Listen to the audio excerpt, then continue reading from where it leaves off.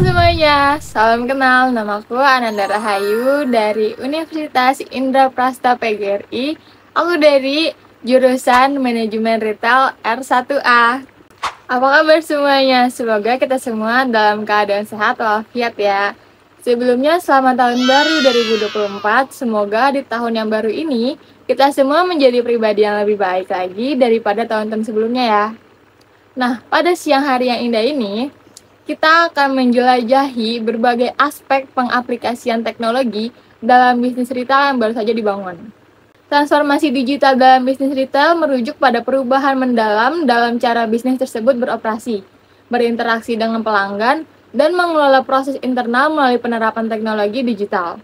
Ini mencangkup pengadopsian solusi digital dan strategi yang bertujuan untuk meningkatkan efisiensi, meningkatkan pengalaman pelanggan, dan merespon perubahan cepat dalam lingkungan bisnis. Transformasi digital bukan lagi sekedar pilihan, melainkan kebutuhan untuk meningkatkan daya saing yang memberikan pengalaman untuk memuaskan kepada pelanggan. Berikut adalah beberapa aspek utama dari transformasi digital dalam bisnis retail yang baru dibangun. Pertama, pengenalan konsep bisnis. Di semua bisnis retail yang baru dibangun, perlu memahami konsep dasar teknologi yang dapat diterapkan untuk meningkatkan operasional dan pelayanannya.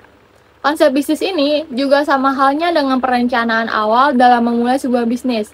Dan di dalam konsep bisnis ini memiliki 3 fungsi, yaitu yang pertama, memberikan roadmap untuk bisnis. Fungsinya untuk memantau dan menilai kemajuan bisnis. Dan yang kedua, membantu menyusun rencana strategis yang harus difokuskan, fungsinya untuk merencanakan tujuan bisnis. Dan yang terakhir, yang ketiga, menentukan pendanaan modal, yang berfungsi sebagai bukti tertulis untuk rincian dana yang menjadi modal tersebut. Lalu yang kedua, ada sistem pemrosesan transaksi atau TPS terkini. Sistem ini digunakan untuk mencatat transaksi rutin harian yang dihasilkan dalam kegiatan bisnis. Fungsi dari sistem pemrosesan transaksi itu ada 3. Yang satu itu mencatat transaksi yang terjadi dalam perusahaan, seperti jual beli dan juga perubahan pada harga jual barang. Yang kedua, menangkap, mengolah, dan memperbaharui database yang diperlukan untuk mendukung kegiatan rutin perusahaan.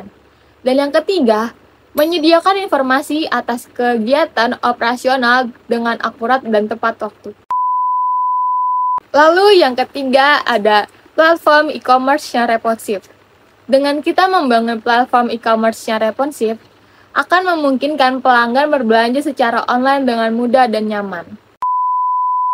Lalu yang keempat ada analisis data untuk pemahaman pelanggan.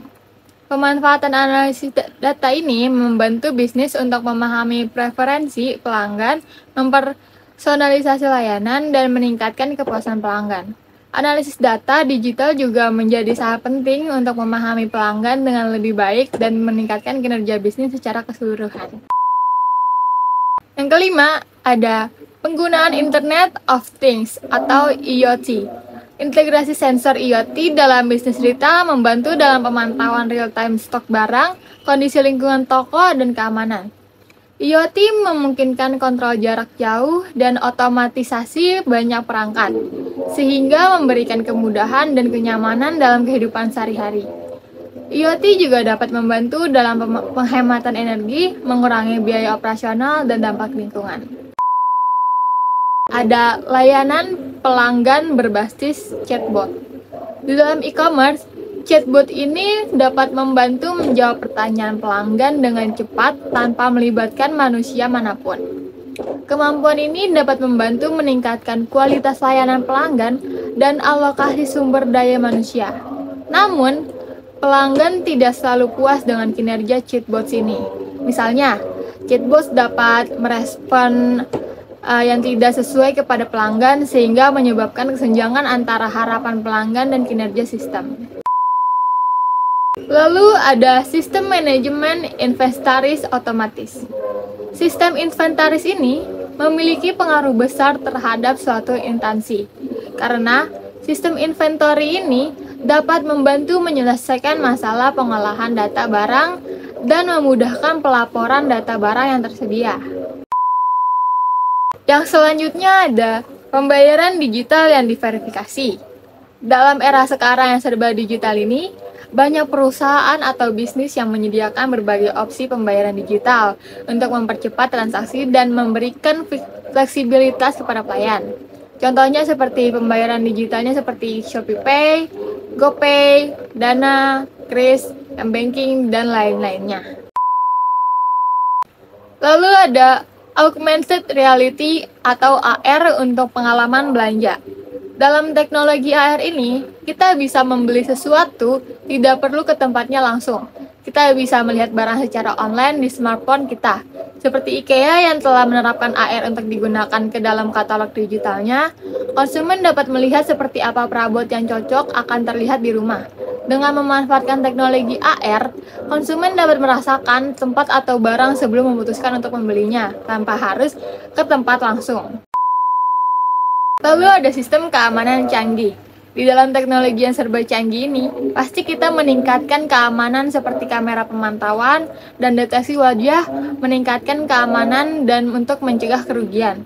Contohnya seperti sekarang ini ada smart lock, smart CCTV, smart monitoring, motion detector, dan lain masih banyak lagi. Dan juga salah satu contohnya itu adalah Dana yang harus kita scan muka dulu baru bisa terkirim uangnya. Lalu ada analisis data untuk peningkatan pelayanan pelanggan. Di dalam analisis data ini, kita tidak hanya membantu memahami pelanggan, tetapi juga meningkatkan kualitas layanan pelanggan secara keseluruhan. Lalu ada personalisasi penawaran berbasis data. Ini adalah salah satu strategi paling ampuh untuk membangun hubungan yang lebih baik dengan pelanggan. Dengan menggunakan data pelanggan untuk menyajikan penawaran dan promosi yang sesuai dengan preferensi dari masing-masing pelanggan. Lalu ada integrasi sistem yang mulus. Ini adalah proses di mana modul atau fitur baru dari aplikasi atau perangkat keras ditambahkan atau diintegrasikan tanpa menimbulkan kesalahan atau komplikasi apapun. Yang artinya, perubahan apapun yang diterapkan pada suatu sistem akan terjadi tanpa dampak negatif apapun akibat integrasi tersebut. Lalu ada pelatihan karyawan dalam pemanfaatan teknologi.